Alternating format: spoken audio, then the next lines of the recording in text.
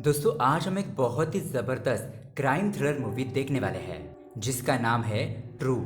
एक गांव के सरपंच जी की बहुत ही रहस्यमय तरीके से मौत हो जाती है। इसलिए विघ्नेश अपने पिताजी के रहस्यमय मौत के पीछे का राज पता करने के लिए इन्वेस्टिगेशन शुरू करता है। अब इन्वेस्टिगेशन जैसे जैसे आगे बढ़ती है तो अनएक्सपेक्टेड ट्विस्ट और टर्न उसके सामने आने लगते हैं और इन ट्विस्ट को देखकर आप तो शॉक रह जाएंगे। तो दोस्तों क्या विघ्नेश इस पेचीदा केस को सॉल्व कर पाएगा? यही देखेंगे हम आज की बेस्ट क्राइम थ्रिलर कहानी में। ये कहानी बहुत ही सस्पेंस और थ्रिल से भरी हुई है, इसलिए वीडियो को एंड तक जरूर देखना। तो दोस्तों मेरा नाम है किरण और आप देख रहे हैं हॉरर बॉक्स हिंदी।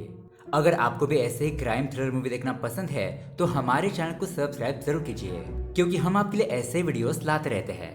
तो चलिए बिना किसी देरी के शुरू करते हैं आज की कहानी।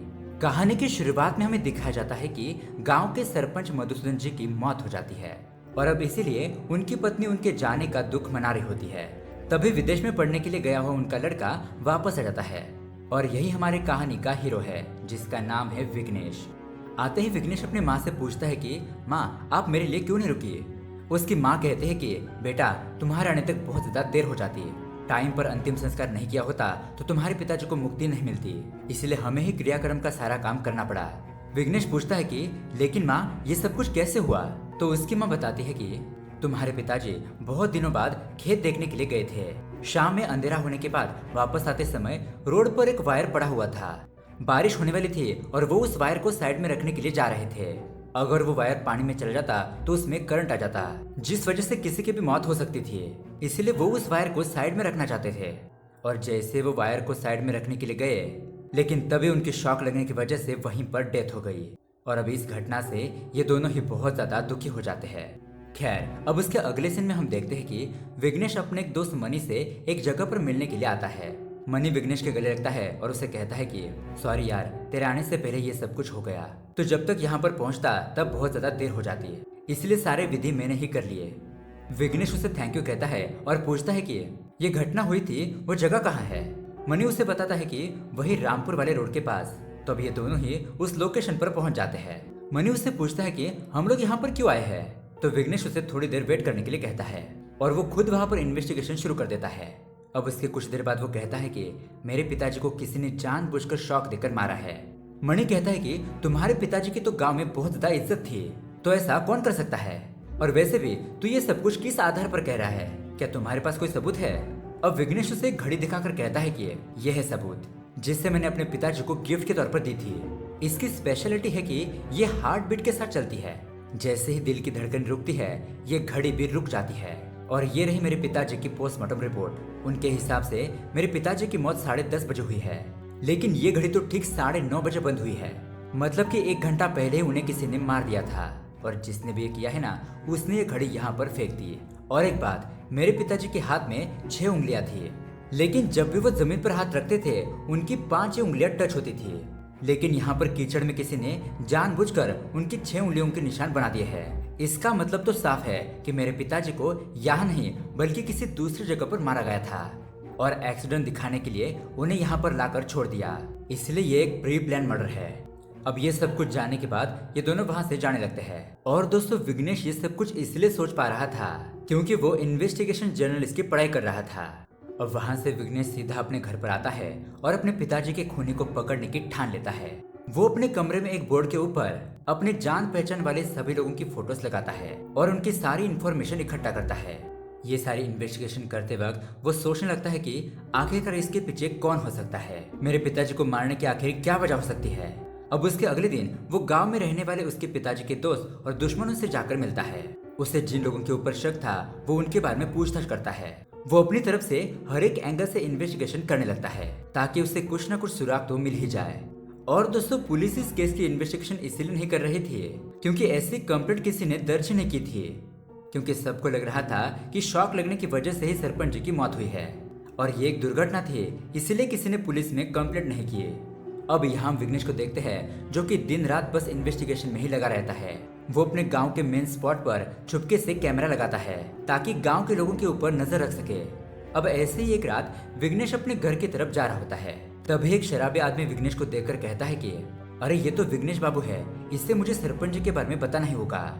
लेकिन तभी पीछे से एक आदमी आता है और उस शराबी का मुंह बंद करके उसे वहां से ले जाता है। विघ्नेश पीछे मुड़कर देखता है लेकिन वहां पर कोई भी नहीं था। अब वहां से वो अपने घर पर आता है और उसने जो कैमरास लगाए हुए थे उसकी रिकॉर्डिंग देखने लगता है। तब उसे पता चलता है कि जब वो यहाँ पर आ रहा था तब कोई आदमी दूसरे आदमी को पकड़ कर ले गया। इसलिए वो तय करता है कि सिर्फ कैमरा लगाने से काम नहीं चलेगा, उसे वहां पर वॉइस रिकॉर्डर भी लगाना होगा। इसलिए वो तुरंत ही वॉइस रिकॉर्डिंग के डिवाइस लेकर उन जगहों पर फिट कर देता है और उसके बाद वो फिर से अपने घर पर आ जाता है। लेकिन जैसे वो घर के अंदर आता है कि तभी उसके दरवाजे पर बेल बजती है। वो बाहर जाकर देखता है लेकिन वहां पर कोई भी नहीं था, पर उसे नीचे एक बॉक्स मिलता है जिसके अंदर एक चिट्ठी में लिखा होता है कि तुम बेवजह ही अपने पिताजी की मौत का कारण ढूंढ रहे हो। इस इन्वेस्टिगेशन को अभी के अभी बंद करो वरना तुम बुरी तरीके से फंस जाओगे। अब विघ्नेश तुरंत ही अपने घर के आसपास देखता है लेकिन उसे कोई भी नहीं मिलता। वो सोचने लगता है कि ये इन्वेस्टिगेशन की बात तो मैंने सिर्फ मनी को ही बताई थी और मुझे पक्का यकीन है कि वो ये बात किसी को नहीं बताएगा, तो फिर ये सब कुछ कौन कर रहा है। और दोस्तों तभी हम देखते हैं कि दूसरे घर की छत पर एक लड़की विघ्नेश पर नजर रख रही होती है। वो उसे देखकर अपने मन में कहती है कि मैं भी देखती हूँ कि तुम इस केस को कैसे इन्वेस्टिगेट करते हो। अब उसके बाद विघ्नेश अपने घर के अंदर जाकर वॉइस रिकॉर्डिंग की बातें सुनने लगता है। तभी उसे सुनाई देता है कि तू कितने भी वॉइस रिकॉर्डर लगा दे लेकिन तुम्हें कुछ भी पता नहीं चलेगा। तुम्हारे पिताजी की मौत शॉक लगने से हुई है और यही बात सच है। तू बेकार में ही अपना दिमाग खराब कर रहा है। तू यहाँ से चुपचाप शहर चला जा और अपनी जर्नलिस्ट की पढ़ाई पूरी कर ले। अब ये सुनने के बाद विघ्नेश तुरंत ही उस वॉइस रिकॉर्डर वाली जगह पर पहुंच जाता है और उसे वहां पर वो लड़की दिखाई देती है। विघ्नेश उस लड़की का पीछा करता है लेकिन वो लड़की जंगल की तरफ भाग जाती है। अब बहुत ज्यादा आगे जाने के बाद हम देखते हैं कि 3-4 अनजान आदमी जिन्होंने अपने चेहरे को ढका हुआ था वो विघ्नेश के ऊपर गोलियों से हमला कर देते हैं। लेकिन विघ्नेश जैसे तैसे अपने आप को बचाता है और उन लोगों के साथ जबरदस्त फाइटिंग करता है। अब उनमें से 2 आदमी तो वहां से भाग जाते हैं लेकिन वो एक आदमी को पकड़ लेता है। वो उसे पूछता है कि बता तुझे यहाँ पर किसने भेजा है, लेकिन वो आदमी गूंगा होता है इसलिए वो कुछ बोल नहीं पाता। फिर वो आदमी अपने हाथ पर लगा हुआ जहर पी लेता है और उसकी वहीं पर मौत हो जाती है। अब विघ्नेश खड़ा होकर सोचने लगता है कि ये लोग कौन थे, मुझे इनकी फैमिली के बारे में पता करना होगा। और तभी वो नीचे देखता है तो वो आदमी वहां से भाग चुका था। मतलब कि दोस्तों उस आदमी ने वहां पर मरने का नाटक किया और मौका देखते ही वहां से भाग गया। लेकिन फिर भी विघ्नेश ठान लेता है कि इसके पीछे जो कोई भी है वो उसे पकड़ कर ही रहेगा। और वो लड़की भी उसे पीछे से देख रही होती है। वो कहती है कि मैं तुम्हें इसके बारे में पता लगने नहीं दूंगी। खैर अब उसके अगले दिन हम देखते हैं विघ्नेश शमशान घाट पहुंच जाता है जहां पर उसके पिताजी का अंतिम संस्कार किया गया था। अब विघ्नेश को उसी जगह पर एक बटन मिलता है और उस बटन के ऊपर खून का धब्बा लगा हुआ था।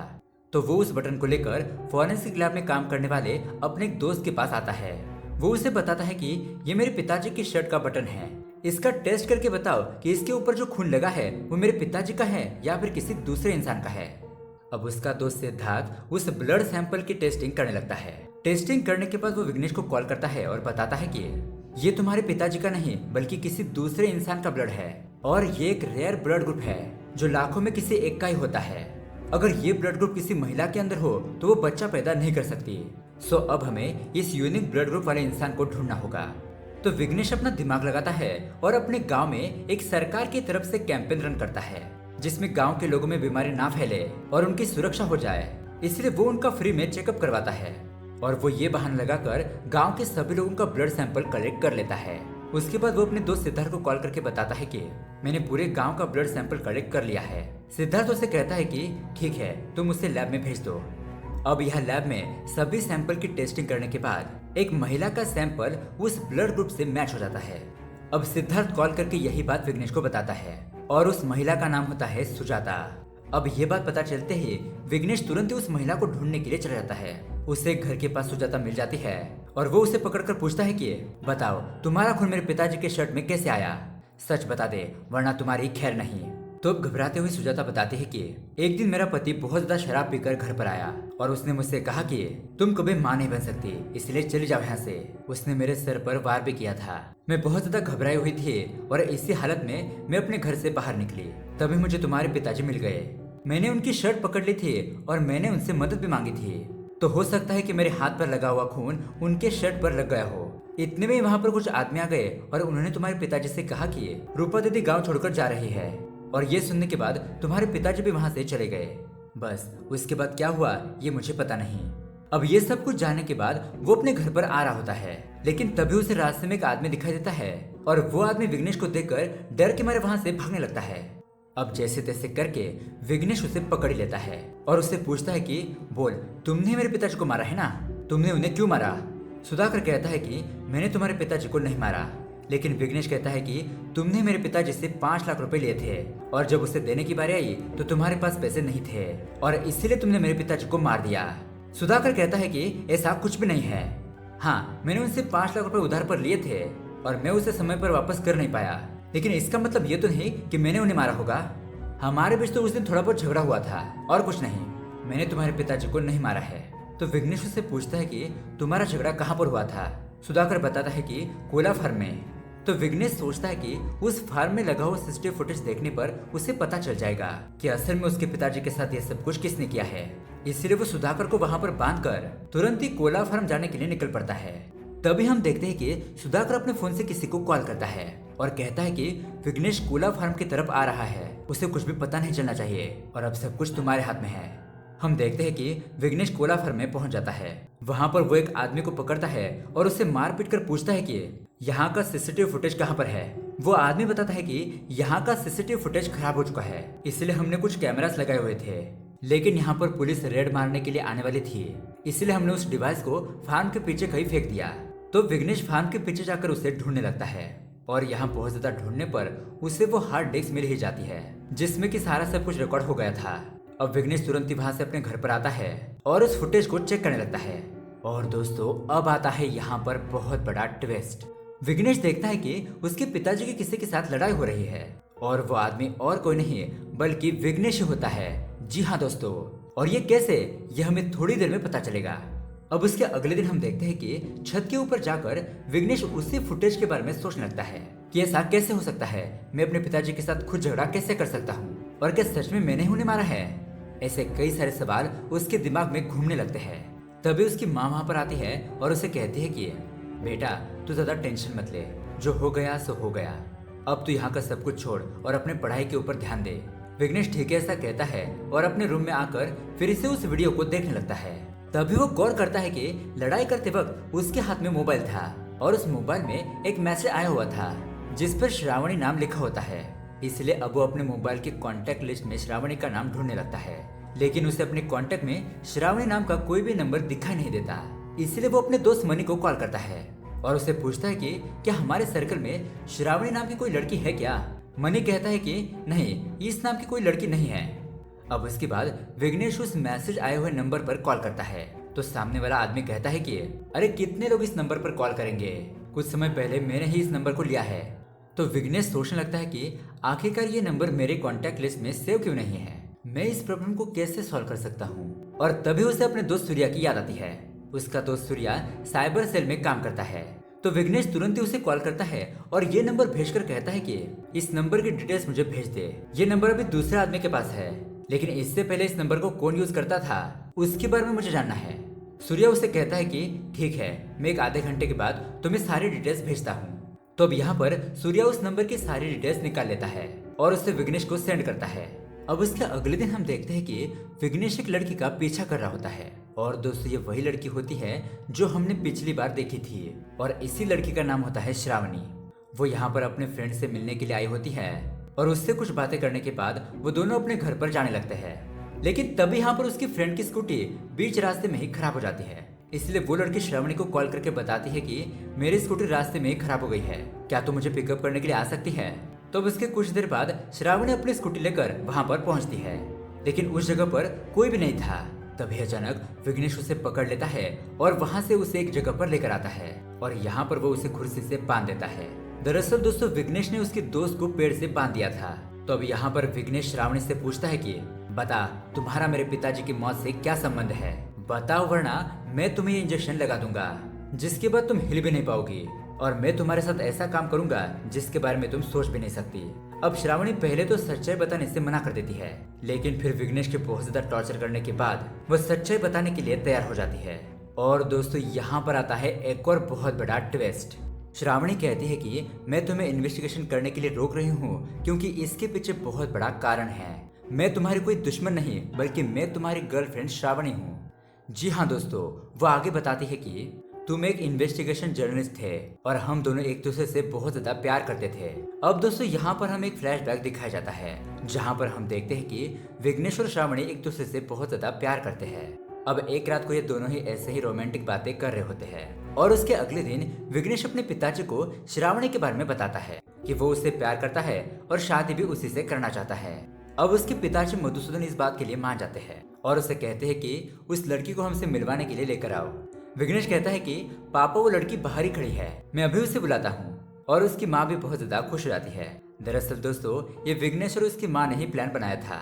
वो श्रावणी को अंदर बुलाते हैं, लेकिन दोस्तों श्रावणी की खूबसूरती देखकर मधुसूदन का तो दिमाग ही घूम जाता है। श्रावणी विघ्नेश के परिवार से मिलती है, लेकिन जब वो उसके पिताजी का आशीर्वाद लेने के लिए जाती है तो वो उसे गलत तरीके से छूने लगता है। अब ये बात श्रावणी को बिल्कुल भी पसंद नहीं आती, इसलिए वो वहाँ पर कुछ बहाना बनाकर तुरंत ही वहाँ से निकल जाती है। अब इस घटना के बाद श्रावणी मधुसूदन के ऊपर नजर रखती है और उसे पता चलता है कि मधुसूदन एक वुमनाइजर है, मतलब कि उसे जो भी महिला पसंद आ जाती है वो उसका शरीर हासिल करने के लिए कुछ भी कर सकता है। वो गांव की महिलाओं को अपने जाल में फंसाने के लिए पहले तो उन्हें लोन के तौर पर पैसे देता है और पैसे टाइम पर ना लौटाने पर वो उनकी इज्जत लूटता है। और अगर उनके पति या फिर किसी दूसरे आदमी ने उसे रोकने की कोशिश की तो ये सरपंच उसे भी मार देता है। अब ऐसे ही एक दिन गांव की टीचर सरपंच मधुसूदन के पास आती है और उस टीचर को देखकर सरपंच का दिमाग फिर से घूम जाता है और अब वो इसे भी हासिल करने की ठान लेता है।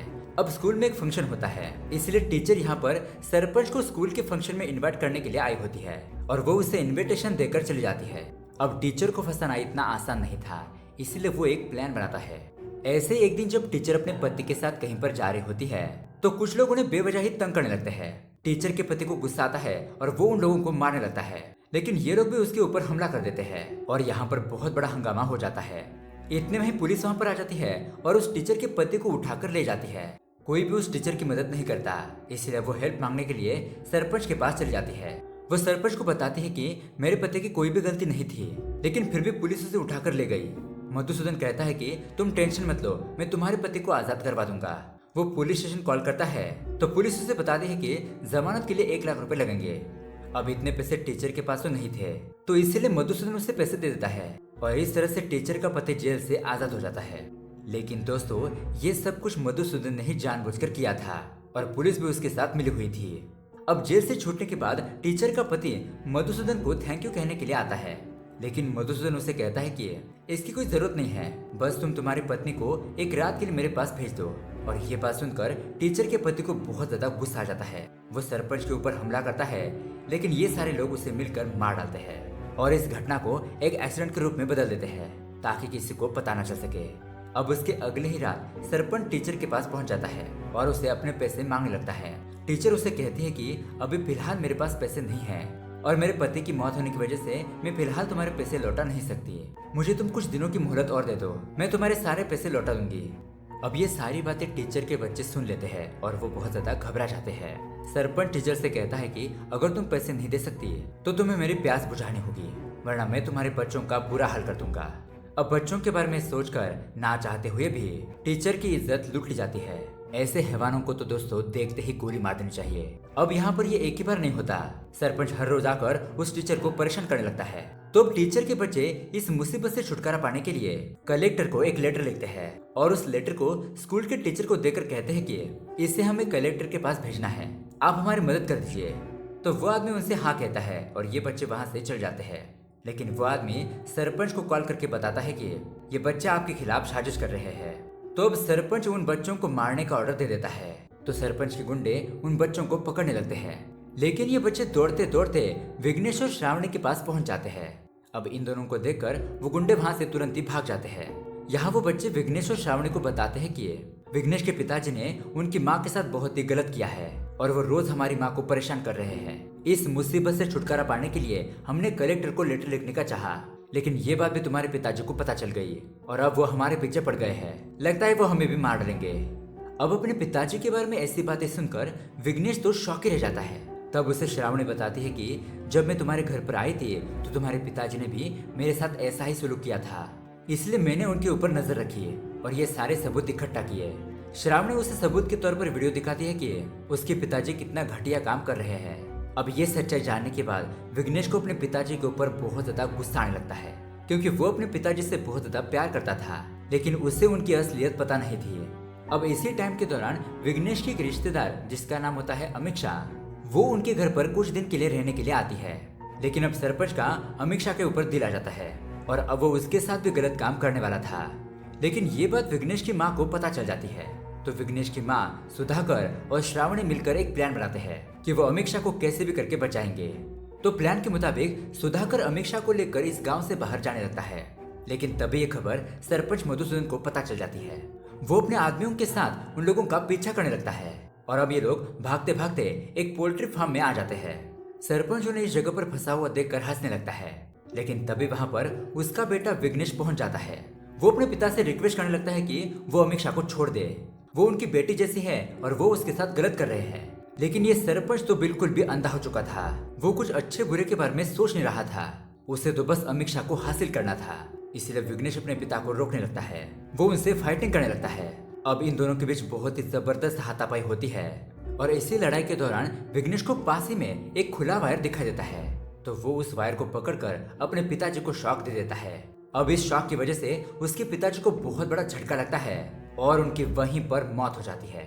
अब दोस्तों विघ्नेश अपने पिताजी को बहुत ज्यादा प्यार करता था, उनकी वो हर बात मानता था। लेकिन अब अपने पिताजी के बारे में ये सब कुछ सच्चाई जानकर उसे बहुत बड़ा सदमा लगता है और उसकी वजह से अपने पिताजी मारे गए थे, ये बात भी उसे सहन नहीं हो रही थी। वो अब ये सब कुछ सोचकर बहुत ज्यादा गिल्ट में चला जाता है और उसके दिमाग में निगेटिव थॉट्स आने लगते हैं। वो अपने दोस्त मनी को कॉल करके कहता है कि मेरी माँ को संभाल लेना, और वो यहाँ पर कुछ दवाइयाँ खाकर अपनी जान देने की कोशिश करता है। लेकिन तभी वहाँ पर कुछ ही देर में उसका दोस्त मनी और श्रावणी पहुंच जाते हैं। वो विघ्नेश को डॉक्टर के पास ले जाते हैं और टाइम पर वहाँ पर लाने की वजह से विघ्नेश की जान बच जाती है। लेकिन विघ्नेश की माँ और श्रावणी डॉक्टर के पास आकर कहती है कि डॉक्टर साहब आप प्लीज ऐसा कुछ कीजिए जिससे कि विघ्नेश अपने पिता की मौत के बारे में भूल जाए और उसके अंदर जो गिल्ट है वो खत्म हो जाए।